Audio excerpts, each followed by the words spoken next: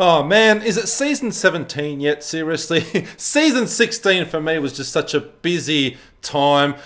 Game of Thrones won't be on during Season 17. I'll catch up on my console games, all these awesome releases like Assassin's Creed Odyssey, Mortal Kombat. All of that will sort of phase away and it'll be kind of in farming mode. I won't be really wanting to spend a lot of time on those games. I would have finished them properly. And Mortal Kombat, I'll probably dabble with online play and stuff like that. But damn, there's just so much stuff on this season. It was overwhelming for me. But bring on Season 17. We're going to be going probably either the Witch Doctor class, which just like this Challenge Rift 97 that we're about to do here made me actually remember that Witch Doctor is one of my favorite classes and I haven't played it for a long time. So I might be rolling a Witch Doctor in Season 17. Who knows? Or the Monk class. Haven't played a Monk for a long time as well. But enough babble for the minute. This is Challenge Rift 97.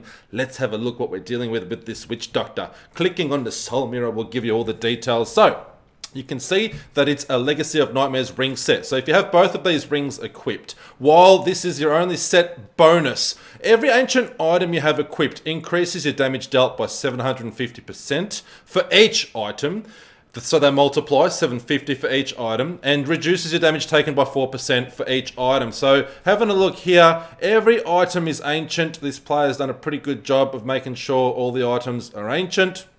So each and every one of these items increase damage done by 750%, so multiplying with each other. Same goes for damage reduction with 4%. And please note, a lot of you are probably wondering, does that include the rings themselves? Yes. So if your Legacy of Nightmares rings are both ancient as well, that's 750% damage increase per ring and also 4% damage reduction per ring as well. So 1, 2, 3, 4, 5, 6, 7, 8, 9, 10, 11, 12, 13 items there, increasing damage by 750 per item and also reducing damage by 4% per item times 13. So 750 times 13, 4 times 13. And that's coming from your creepy uncle, Panic 13, ironically enough. 13 is the number. It's like that movie with Jim Carrey, 23. For me, it's 13. Everything I see, everything I divide by another number, it's always coming up to 13. 13 is driving me crazy.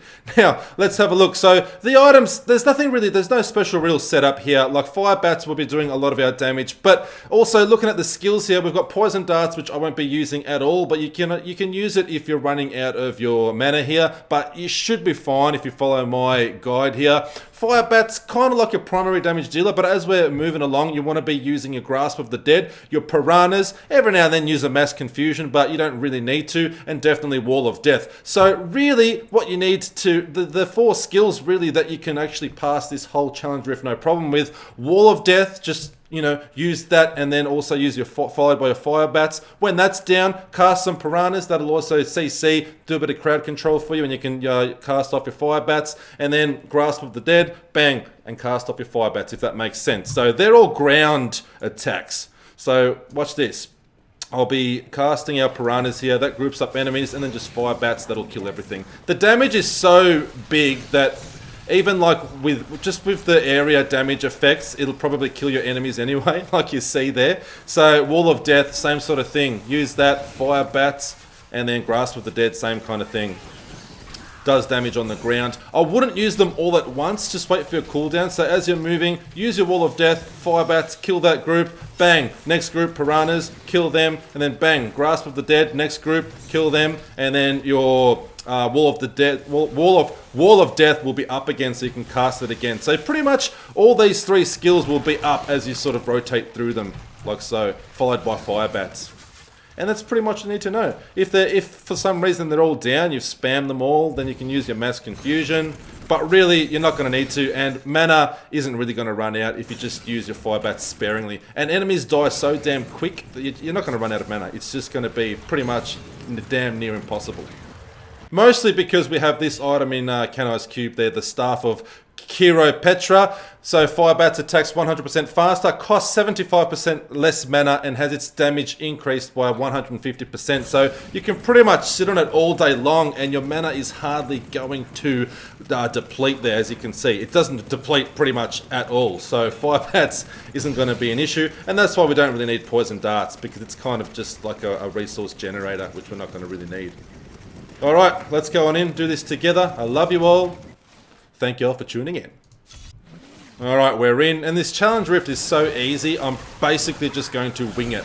Meaning, I'm not going to explore well, you can call it a greater rift, but I suppose in this case it's a challenge rift. But the rift itself, I'm not going to explore every nook and cranny and come up with some sort of route for elites. Just move on through. Just keep on moving, keep on killing, use the rotation that I told you, those 3 ground attacks, followed by your fire bats. And obviously we're going to come across some shrines here along the way, or pylons, I should say.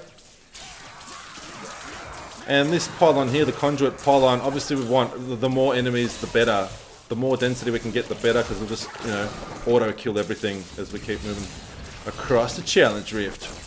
So Game of Thrones just aired last night. Episode 3, goddamn, the big battle. White Walkers versus Daenerys' armies of the Unsullied and the Dothraki versus Jon Snow's northern armies, plus the Wildlings.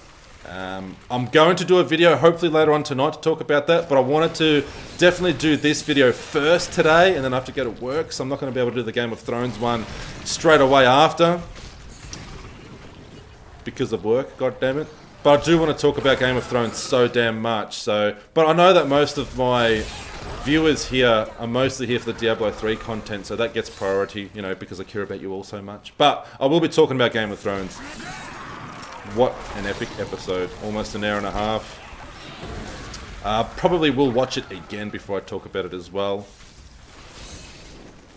And I want to kind of let loose on the episode now, but I'm not going to. I'm gonna hold back, because some of you probably don't want spoilers. That'll be awful. If you're here for the video, for the Diablo 3 guide, and then I'll give you some spoilers on Game of Thrones, that'll be horrible. So, lips sealed, promise, but if y'all are fans of Game of Thrones, make sure you come back, visit your creepy uncle, because I will be talking about it.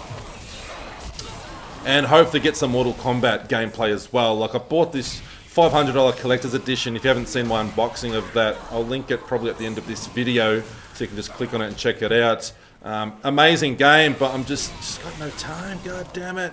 I got no time. My problem is I go to the gym as well every morning, so that wastes hours out of my day already, right off the bat. Maybe I'm going to go into fat hibernating mode in winter and just like not do as much gym. I'll take a couple of weeks off here and there, because it really does use up a lot of my time. But I'm also very conscious about my health and well-being, so I try and maintain a healthy lifestyle as well as a nerdy lifestyle with games and TV shows. Cobra Kai is out as well at the moment, so I've watched the first episode of that.